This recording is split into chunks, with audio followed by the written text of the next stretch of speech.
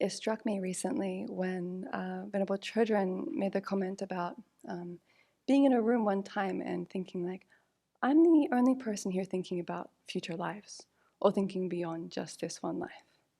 And that brought me back to a question that was raised in our Exploring Monastic Life course, where someone was considering or working with the idea of, am I abandoning my parents by entering the monastic life? Or am I abandoning my friends and family? Or will they feel abandoned if I head this path, even if I don't consider it that way?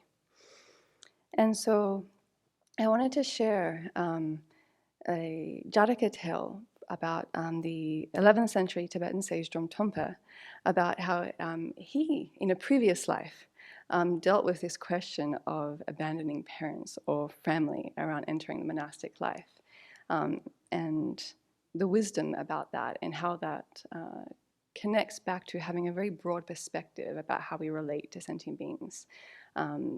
All sentient beings, and specifically those we are very close to in this life and have been very kind to us, such as our parents. And this is from the Book of Kadam. And in that book, the different chapters are related to different verses from a text by a teacher who was Drom Trungpa's teacher. And this particular life story connects back to this verse, which says, discard all lingering doubts and strive with dedication in your practice. And so this really expresses how to enter the monastic life or to just enter into dedicated practice with the Buddha Dharma in general. We need to discard all lingering doubts about where our refuge lies and about what the priorities are in our life, so that we can strive with dedication and then be able to see fruit of the practice arise, not kind of some days doing this, some days doing that, or doubting ourselves and our potential.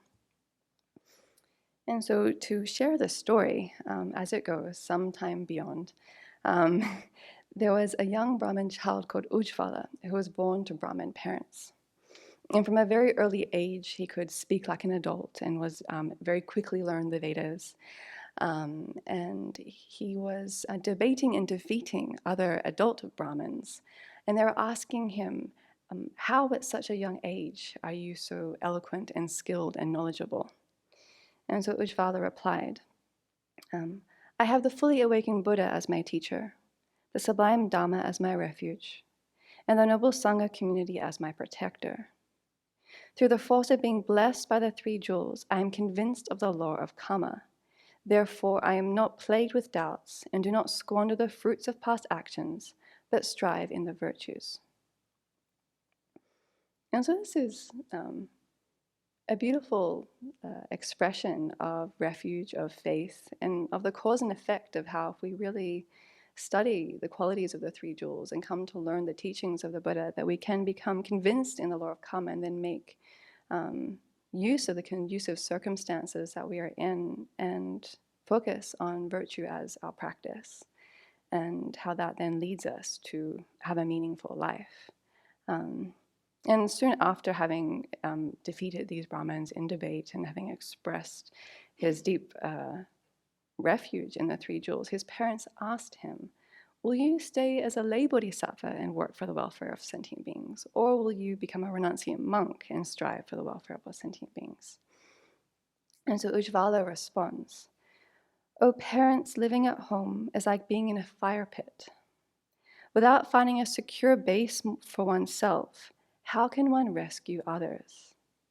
Being a renunciate is like being in a cool chamber. One can rescue others who have fallen into a fire pit. O parents, if I remain at home and am caught in the mires, it will be as if you had no sun. I will fail to find a secure ground for myself, and I will fail to rescue you too as well. And if I am unable to rescue other sentient beings, there will be no purpose to having gained a human existence. This life of leisure and opportunity would then become meaningless. And I find this a beautiful expression of how,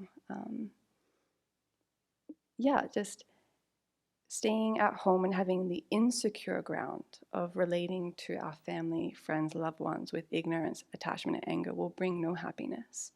It will just bring more afflictions, more pain, more suffering, more conflict, like living in a fire pit.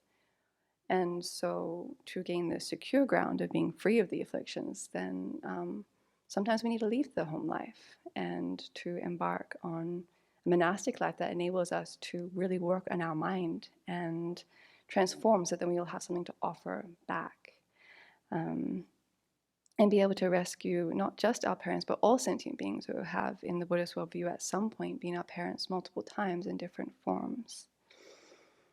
And again, yeah, just as to have that long-term view and to be very clear that this human body that we gain from our parents is not just for us and our own happiness, but to help all sentient beings and in that way make it meaningful. And in response to this, I quite like seeing the hooks that Ujjwala's parents put out and then how he responded to that in a very skillful way. And so his parents said, Ujjwala, you are like our eyes. If you stay too far away, we will become blind. You are like our heart. If you go away, we will be like the dead. You are like our limbs. If you go away, we will be like the lame. O Ujjvala, since you meditate on all sentient beings as your parents, we are your parents who reveal themselves in this body. So why do you make us suffer?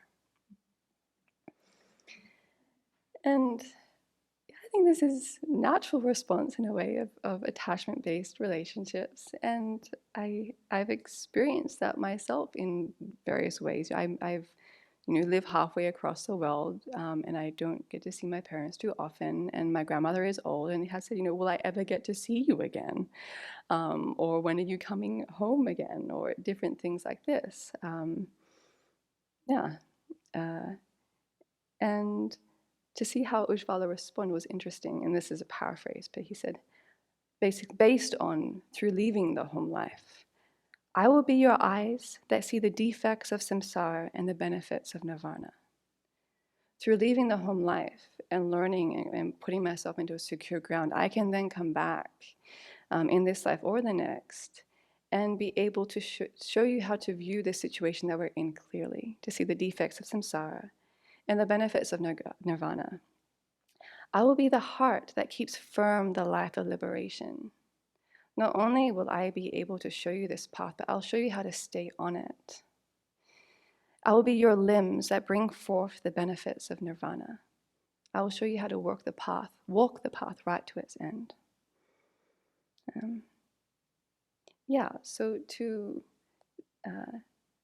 I find the question around is entering the monastic life abandoning my parents, my loved ones, my friends, a good question to consider, and then to place it in that very large framework of multiple lives, and the goal of wishing to be free of attachment and the wish to benefit all sentient beings who have been our parents at one point, and to see that the dedicated life of monasticism intent on freeing ourselves from afflictions and then helping others to do the same is a very true way to repay kindness.